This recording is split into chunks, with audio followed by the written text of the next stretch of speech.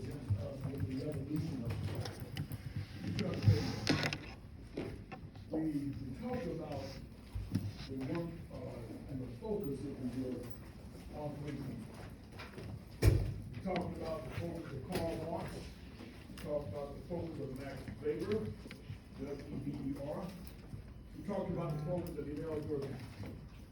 Those three sociologists played a huge role, if you will, in the evolution of our thoughts about and our visions about society.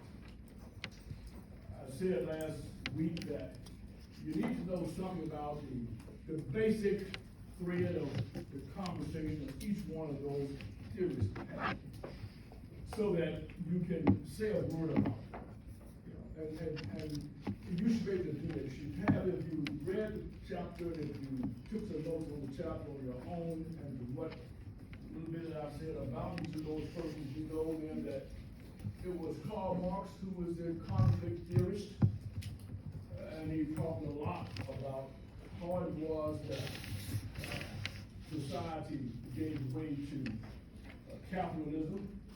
Capitalism was that monster, if you will, where Karl Marx was coming from, but that focus that brought about divisions, if you will, among people.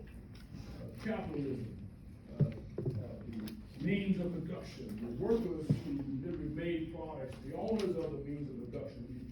We threw out a couple of new terms that Karl Marx had us to take a look at as he presented us with information about society. As you recall, we talked a little bit about the owners of the means of production, and those persons were aristocrats. We talked about the fact that the workers who were proletariats, who really occupied a different place in society. They were those persons who worked hard every day and sweated, worked over for small amounts of pay to ensure that products were finished, made and finished, and then shipped off to various locations for to sell those products. And they didn't get the benefits of those sales, but the owners, the aristocrats did, and you know that. And we talked some about the next gentleman, who is Max Weber, German scholar.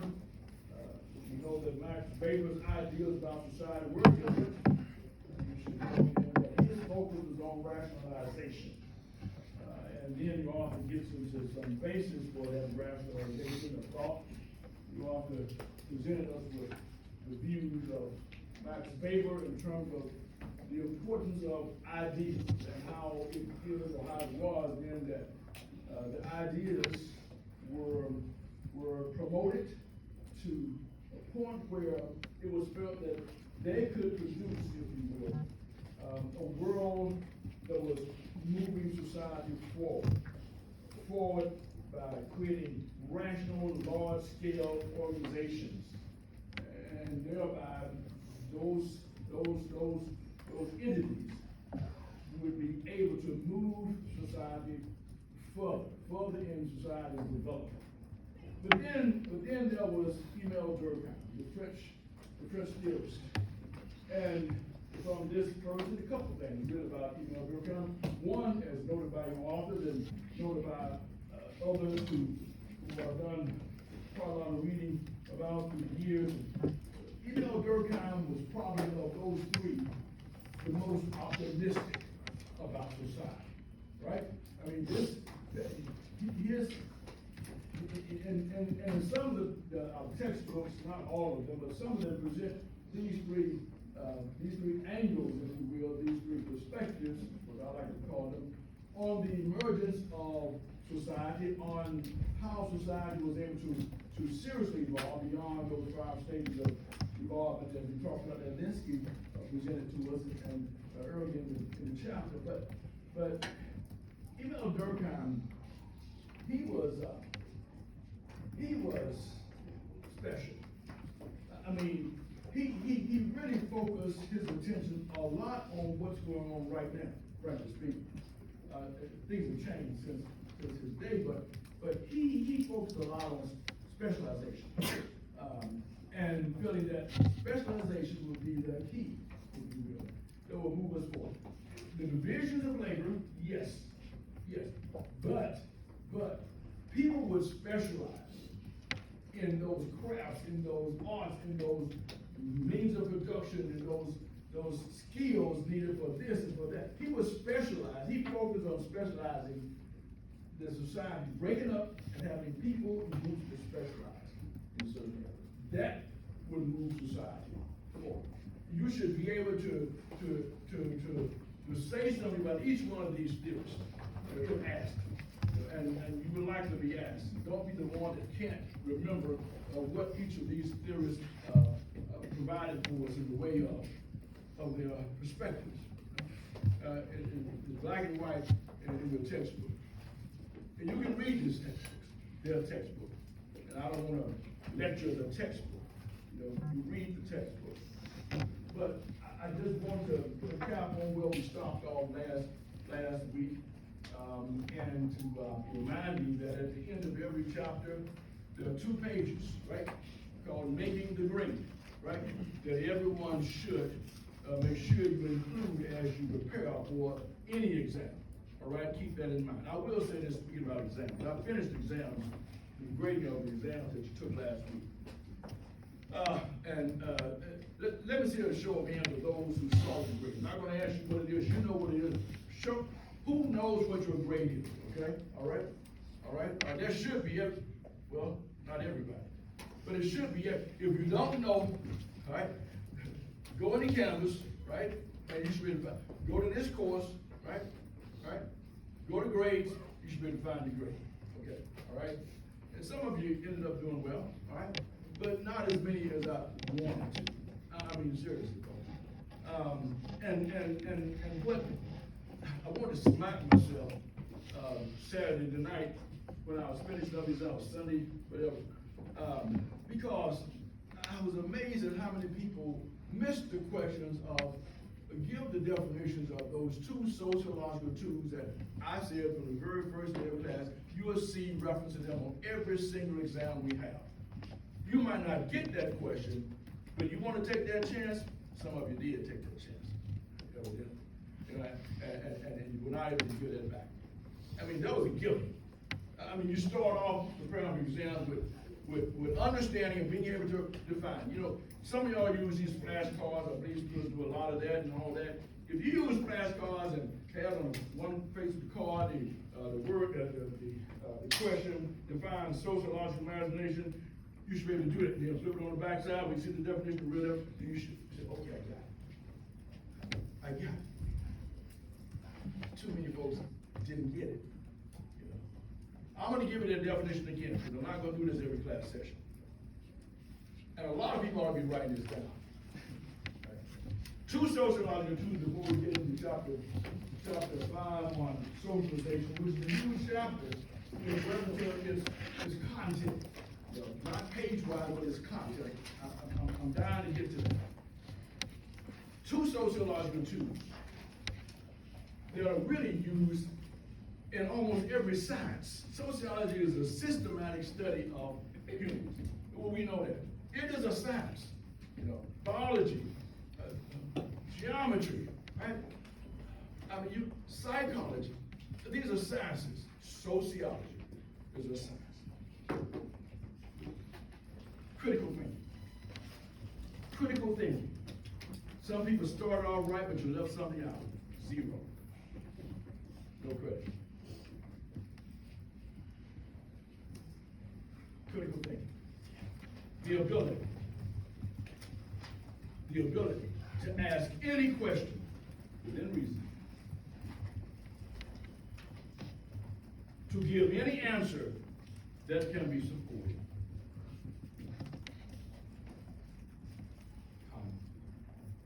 And to do so by leaving all prejudice and bias aside. The ability to ask any question within reason. to give any answer that can be supported, and to do so by leaving all prejudice and bias aside. This critical thing, I don't know if this is the text or not, but I think that it might be that there's reference made to critical thinking early, before they even begin the chapters in the precept or the text. In my syllabus, I make reference to the fact that students should be able to recognize and understand and present information and analyze topics that we'll be discussing as using critical thinking. You should be able to ask questions about the subject now. You should be able to give answers when asked or if asked by other students. And then you should leave your prejudices and biases aside. When you have a class that's a science, there's no room for bias or prejudice. You take that home or back to the home, but not in sociology and the other sciences, of course, which are critical thinking. The sociological imagination. The sociological imagination. Some of y'all's answers blew my mind. The sociological, you'll see it again on the next exam, on the next, and on the following exam. The sociological imagination, coined by who? Somebody. C. Wright Mills. C. Period. Wright, W-R-I-G-H-T, Mills. C. Wright Mills. So far, I haven't asked or added a question or edited the question about and who coined this particular tool. But you might see it. C. Wright Mills coined this tool. And it's used by a lot of folks. There are institutions all over this world that uses the sociological imagination.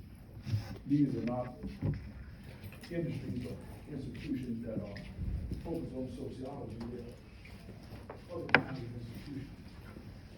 Some of them are behavior science and nature science, having to do with education, law enforcement, medical.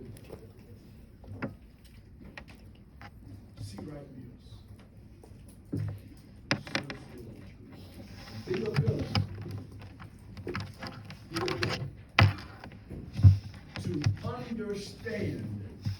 The ability to understand, to understand the relationship between individual occurrences and society at large. Huh? That's it. Many authors provide examples. I'm not sure if this one does or not, but I think we talked about suicide. How it is fact. I'm not speculating, but there's fact that no two suicides are alike. Someone had the unfortunate experience of attempting suicide, and it hurts close friends. There's a personal trouble, as one would say.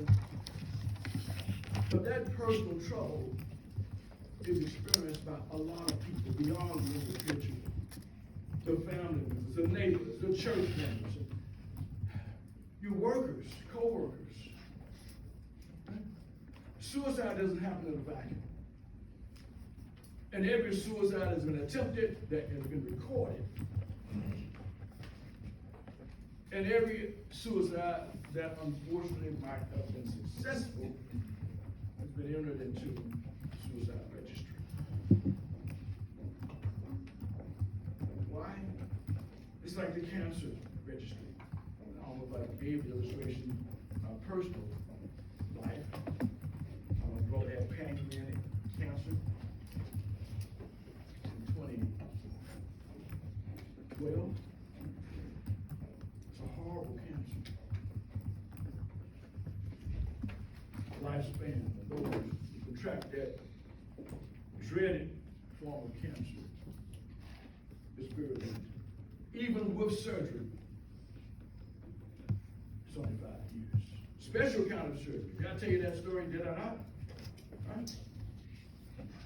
Some colleges, team, were fortunate enough to have been able to check through the records, not local records, but registries, and found that there were others who were his age and who had similar backgrounds and characteristics, African American, this and that and the other, and found out that there were just 3 specialized surgeons who could perform the necessary operation called a loop surgery. Atlanta, Emory University, Vanderbilt, and Nashville, on the West Coast. So we took about it. 10-hour surgery. He's still alive today. Working at Boulevard Airport. He's flying planes, but Mama just got too upset about this, we stopped. To the side, but I had a chance to go with him twice. The first time it blew my mind. Not in a jet, it was just a single engine over wing Cessna. Got that plane, and I said, hey, we got something, brother. I said, what is it? I can't hear you. It was loud. What is it? We got the parachutes. We got the parachute. I said, you don't need no parachutes, but we're not flying high enough. You jump out, you'll be landing on a treetop. Forget about it. Don't ask again. That's a blessing. Sociological imagination works all over the place. Don't miss that question again. Don't miss the question again. If you ask, the system generates each person's question. All of them have no particular question here. But there are questions about sociological. The two sociological tools that pool of next exam, I think has a pool of 15 to 5 questions. You may get one. All right. That's it. I want to move us to our discussions about on the next chapter. On the next chapter. Chapter 5. Chapter 5 is a chapter that is a key, presents a key subject for all sociologists in our quest to understand human behavior. It's really germane. It's got to be addressed. It's got to be understood. This is a chapter on socialization. We talked about socialization several weeks ago. We kind of hit in this, but we kind of did a bit on it. You know, y'all might not remember that. I don't know if you took notes on that or not. But we even defined socialization. Can anyone tell me what socialization is? As a matter of fact, you might have known that. Yes, ma'am. Name? Molly Thompson? Thompson. A lifelong learning process. Short and sweet. A lifelong learning process. Who can't remember that? Socialization, a lifelong learning process. It's a process that begins, we went over this, some of y'all were shocked, and I was shocked, but you couldn't answer this question. When did socialization begin? Remember y'all ladies kept telling the group when socialization began, and y'all ready to swear to it and all that good stuff, and one of y'all came over there, I don't know which one was it, but you got credit that day, I can guarantee you. That socialization begins before birth. Y'all remember that? Y'all remember that? Y'all remember that? You guys know y'all do, right? There's my team over here. Well, anything else here? They got both, all 3 of them. Before birth.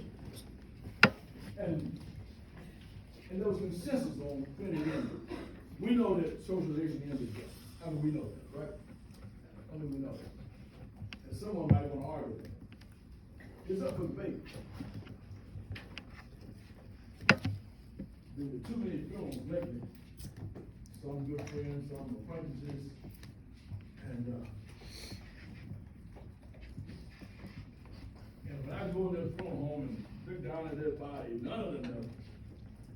open our eyes or answer the question that I might have asked, how you feeling?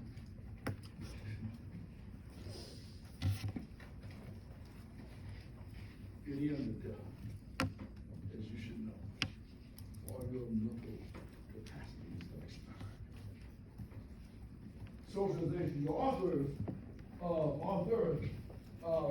our text provides us with a good answer to that question. It's a textbook answer. It's accepted by most people, if you will. The author says that socialization, for those who want to give us back the definition that is presented to us, you could say something that's very, very similar. The author says that socialization, if you will, is still a lifelong process of learning culture, right? A lifelong process of being able to grasp things around you and add meaning to those things. But it's such an important process that some authors would have us to understand that there are stages of socialization. Stages of socialization that are seriously and critically important. So much so that we in our culture, frankly in our society, we have expectations regarding what should be happening with individuals at various levels of their development. And that's a good thing. Medical authorities, some time ago, this is nothing new, you all should know this, have determined that babies who are of a certain age, right, should have certain expectations, certain milestones that should be noted. So much so that if you're not present, when you take that baby for a checkup early in that baby's life, these pediatricians, they have a scale. Yeah, I mean they look for certain things, you know. You bring the baby and you say, well, my baby's great, you know. I just getting this 3-week and 6-month checkup like I should do and all of that, and let's hope that the baby passes the exam. And it's not, if it doesn't, it's not going to be because like we happens to us. When we go for our physical exam, well, baby been drinking too much coffee, you know. So we need to stop. Not getting enough exercise. How often do you exercise? You say you walk in your community. How often do you do that? You know, tell me about your vision. You know, are you able to see? Can you see that board back there and just tell me what the numbers are, letters are? I've had 6 eye operations. You know, and if I had not gone to the physician, the optometrist, and the ophthalmologist, and all those people, you know, I should be walking around here right now, probably wondering, can you tell me what are you writing? I can't see it. You know? Can someone read this book for us? But there are milestones that we are expecting to be in place, having to do with socialization. Physical development, yes. But social development is yet another thing. And mental development, yet another thing. Right? So your author of your textbook takes time to just have us to understand the broad sphere of this concept that we call socialization, and presents, if you will, certain theorists that, or who have made contributions to some aspect of the socialization process. The author says that yes, socialization is an experience, a lifelong experience, come out of the textbook somewhere, by which people develop human potential and learn culture. But you know that it's a lifelong learning process. And that's good enough for me. The author control men and ticklers. I wouldn't know mentors, you just see it when you read something.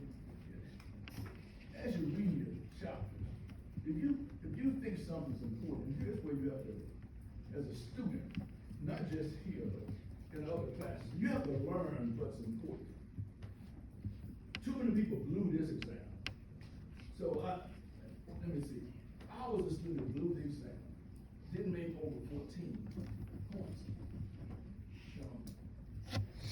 Then I had to gather myself and figure out, okay, this something that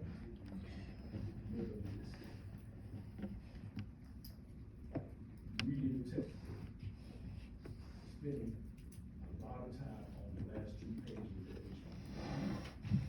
If you do that, you know that the author makes reference to a statement that you know somewhere in the first 3, 4, 5 pages. It caught my eye.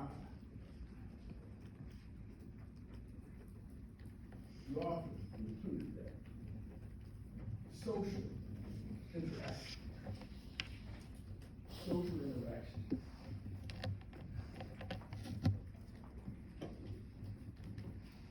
is the foundation of our personality. That's a huge statement. That's a huge statement. And this author, or maybe doesn't define personality, but we know what. Can someone tell me what personality is? Give me your own definition of personality. Now, I just mentioned that social interaction is the foundation of personality. At the beginning of this chapter, I think this is the chapter, where your author presents a story. I believe about someone named Anna. Y'all read the chapter. If you have read, you know what I'm talking about. If you didn't read, you know what I'm talking about. For those who read, you know what I'm talking about.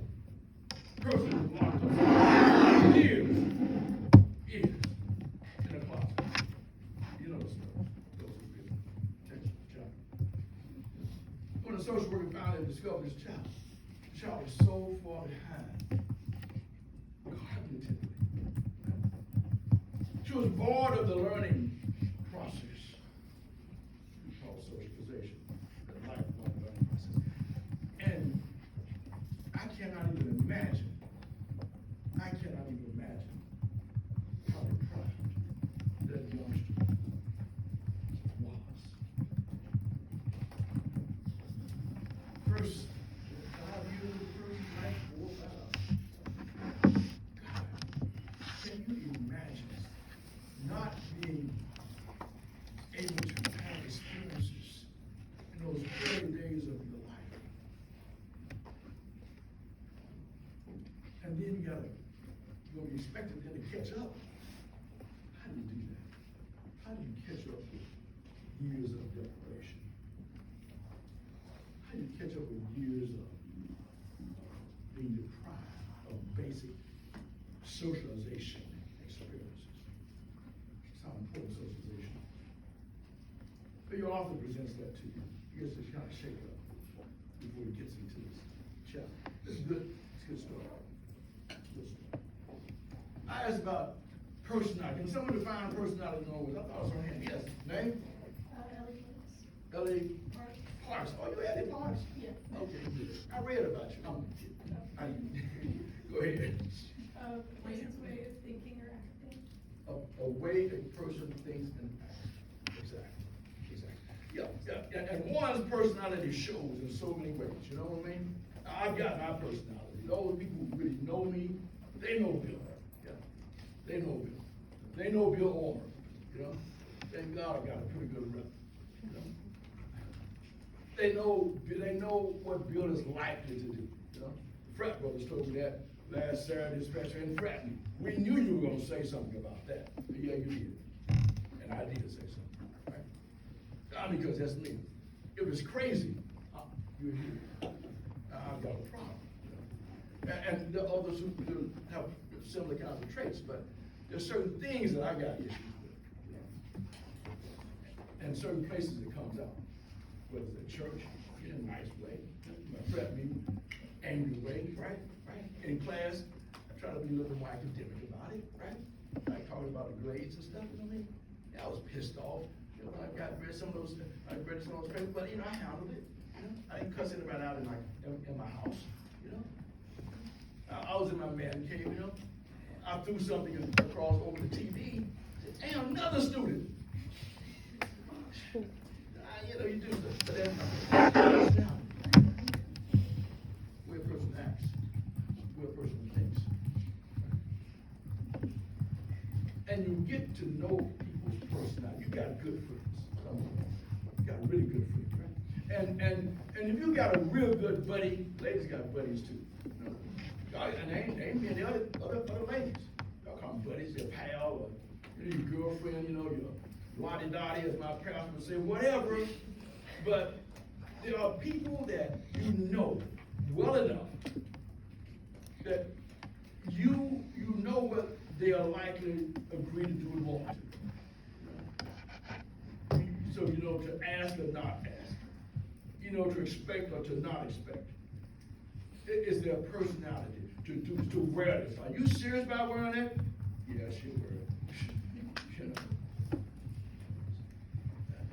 Personality is huge. Personality is huge. And it means something. Everyone has an idea. I'm not talking about the job. It's your person. So, the author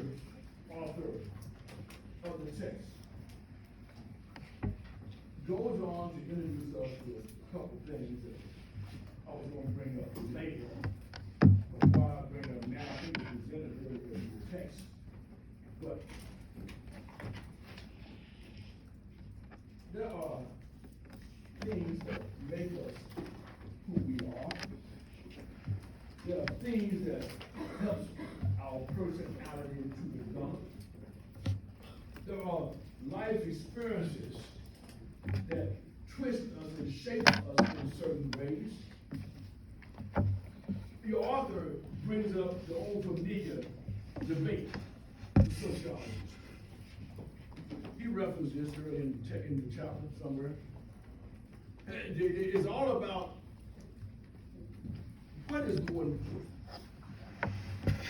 Is it nature or nurture? Who's read about that? Somebody. I'm not going to call them. That's okay. Raise your hand back here. Okay. Raise your hand too. Because your buddy's here, so you got to do it too, right? You know, I'm not going to call on you, so that would be your clue. You know? Okay. We'll all go that way, man. Yeah.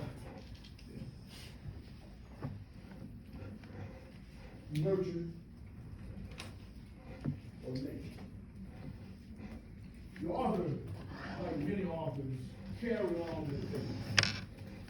It's a huge debate in sociology. There are sociologists that align themselves with one side of the debate or the other.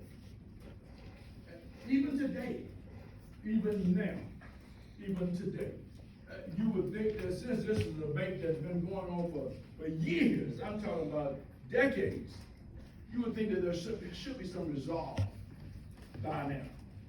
Because sociologists are constantly engaged in research and writing papers and theses and all this stuff, you know, and having to prove their points by using critical thinking, asking questions, finding out answers, leaving your prejudice and bias aside.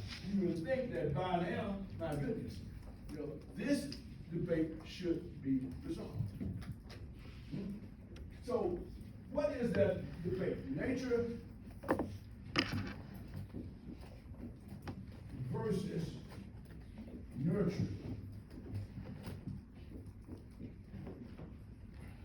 That's a B out there. I'm sorry, I'm writing. R-E. Nature versus nurture. So I'll ask this question, and maybe those who read can answer, but I might might be surprised. It might be some people who have not read them. Might say, "Rob, I think I got this." It's okay to guess at it now. Why? Because it's classroom participation. Because you're working on your grade, right? Every day, y'all are coming in and say, "I'm gonna see if I can work on my grade. I need to add a point." And by the way, for those who have made contributions that you all allow me to register for you, you will see those points after tomorrow. That's important. Debate. What's more important to the development of an individual? Is it nurture or nature? Somebody. Oh, name? Alexander. Is okay, great.